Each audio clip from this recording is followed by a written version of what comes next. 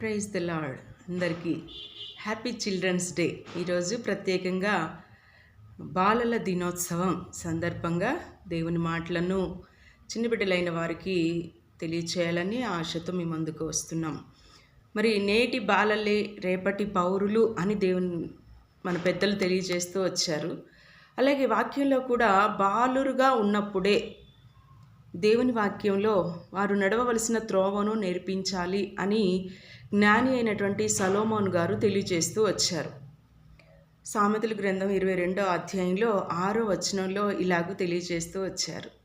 బాలుడు నడవవలసిన త్రోవను వానికి నేర్పుము, వాడు పెద్దవాడైనప్పుడు దాని నుండి తొలగిపోడు. అంటే పుట్టినోట్లో ఏం రాయబడుతుందంటే పెద్దవాడైనప్పుడు అనంటే ముసలివాడైన తర్వాత కూడా ఆ మార్గంలో నుండి తొలగిపోడు అని దేవుని వాక్యంలో రాయబడుతుందన్నమాట. ఒకసారి శిష్యులందరి మధ్యలో ఎవరు గొప్ప అనే వాదన జరుగుతూ ఉన్నప్పుడు వాళ్ళు వచ్చి యేసుక్రీస్తు ప్రభువారిని అడగడం జరిగిందనమాట.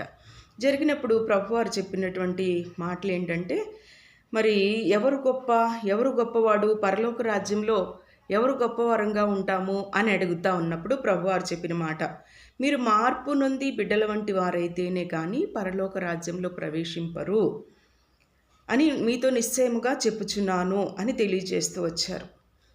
మరి చిన్న బిడ్డలను మనం గమనించినట్లయితే ఎన్ని అరిసినా ఎన్ని తిట్టినా బిడ్డలు మరలా మర్చిపోయి తనను తాను తగ్గించుకుంటారు.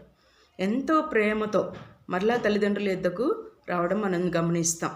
అదే పెద్దవారికో ఒక్క మాట అన్నామంటే చాలా హృదయం మనసులో పెట్టేసుకుని చాలా సైలెంట్గా ఉంటూ ఉంటారు. దేవుని వాక్యంలో రాయబడుతుంది, మార్పు నొంది బిడ్డల వంటి వారైతేనే పరలోక రాజ్యంలో ప్రవేశిస్తారు. అంటే మన హృదయంలో మన మనసుల్లో తలంపులో ఎలాంటివి కూడా ఉండకుండా వాటిని వెంటనే తీసేసుకోవాలని దేవుడు తెలియజేస్తున్నాడు. చిన్న బిడ్డలు అన్నీ మర్చిపోతారు. అందుకని అన్నారు, ఈ చిన్న బిడ్డల వల్లే తన్ను తాను తగ్గించుకుని వాడెవడో వాడే పరలోక రాజ్యంలో గొప్పవాడు అని తేల్చారనమాట. ఎవరైతే చిన్న బిడ్డల్లాగా ఎవరైతే తగ్గించుకొని తన జీవితాన్ని కొనసాగించుకుంటారో వారందరూ పరలోక రాజ్యంలో గొప్పవారు అని తెలియజేస్తూ వచ్చారు. నిజంగా బాలురుగా ఉన్నప్పుడే మనం దేవుని మాటలను వారికి తెలియచేయాలట. మరి మొదటి కాండాల్లోనే దైవజనుడు ఉన్నటువంటి మోషే గారు రాసినటువంటి పుస్తకాల్లో కాండాల్లో ద్వితీయోపదేశ కాండంలో మనకి ఎలాగా ఆ విషయాలని నేర్పించాలి, బాలురుగా ఉన్నప్పుడే వాటిని ఎలా బోధించాలో రాస్తున్నారు. ఎప్పుడెప్పుడు వారికి బోధించాలి అనే విషయాల గురించి మనం చూస్తే ద్వితీయోపదేశకాండం 6వ అధ్యాయము 6వ వచనం నుండి మనం చూస్తే ఆయన 4-5 వచనాల్లో చాలా ఎలాగా దేవుణ్ణి ఆరాధించాలో నేర్పిస్తూ వచ్చారు. పూర్ణ హృదయంతోనూ పూర్ణ ఆత్మతోనూ నీ పూర్ణ శక్తితోనూ నీ దేవుడైన యెహోవాను ప్రేమించాలి అనేది ఆజ్ఞలుగా తెలియజేస్తూ వచ్చాడు. నేడు నేను నీకు ఆజ్ఞాపించు ఈ మాటలు నీ హృదయంలో ఉండవలను. నీవు నీ కుమారులకు వాటిని అభ్యసింపచేసి, మన బిడ్డలకి తల్లిదండ్రులంగా పెద్దలంగా మనం దేవుని మాటలను బాల్య దినాల్లో నుండే అభ్యసింపచేయాలి అని దేవుని వాక్యం రాయబడుతుంది. అభ్యసింపచేసి నీ ఇంట కూర్చుండునప్పుడును, త్రోవలో నడుచునప్పుడును, పండుకొనున్నప్పుడు, లేచునప్పుడును వాటిని గురించి మాట్లాడాలి. చాలామంది బిజీ లైఫ్ అయిపోయింది ఇప్పుడు.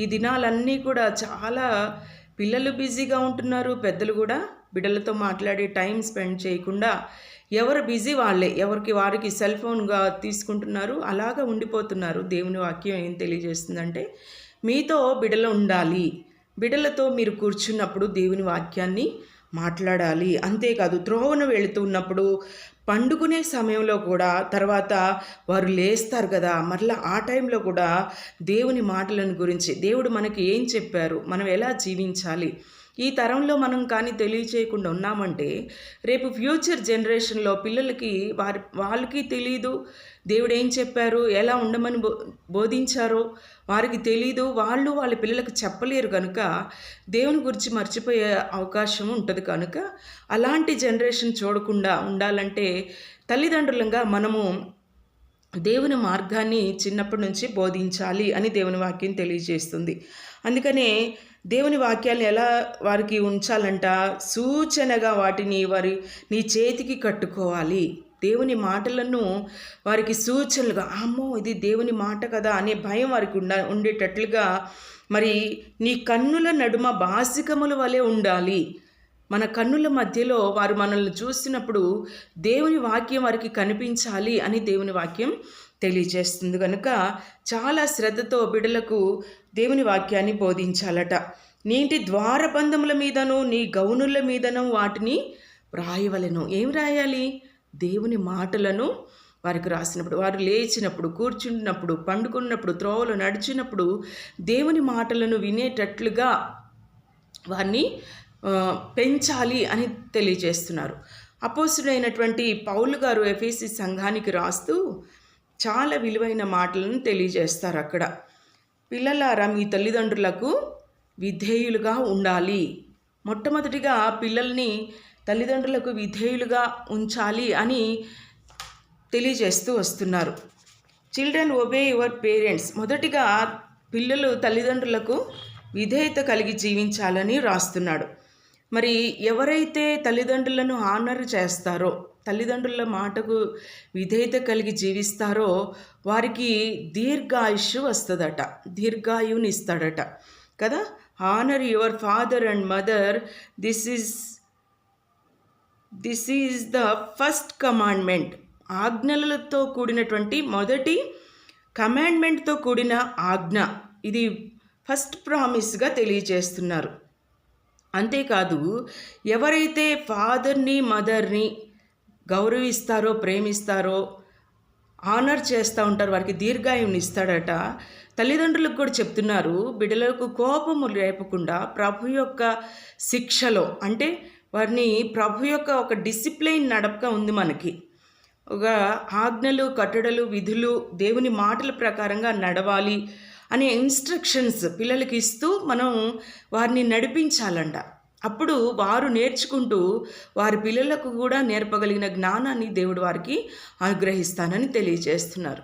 ఈ లోకంలో గొప్పవారిగా ఉండడం కంటే పరలోక రాజ్యంలో దేవుని బిడ్డలు తప్పిపోకుండా వెళ్ళడం చాలా ఇంపార్టెంట్. అందుకని ప్రత్యేకమైనటువంటి ఈ చిల్డ్రన్స్ డే, బాలల దినోత్సవం సందర్భంగా తెలియచేయాలని నా హృదయంలో పెట్టిన మాటలను మీ వద్దకు తీసుకొని రావడం జరిగింది. తప్పకుండా కుటుంబాల్లో బిడ్డలకు వారు లేచినప్పుడు, నడుస్తున్నప్పుడు, మనతో కూర్చున్నప్పుడు దేవుని వాక్యాన్ని బోధించే తల్లిదండ్రులుగా మనమందరం ఉందముగాక.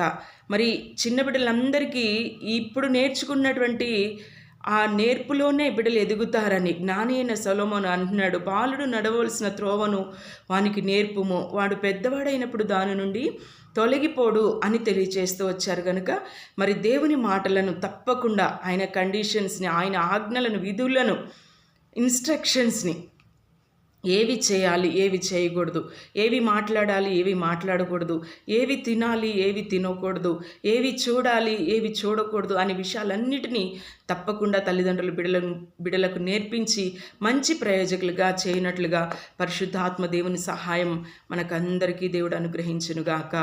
ఆమేన్.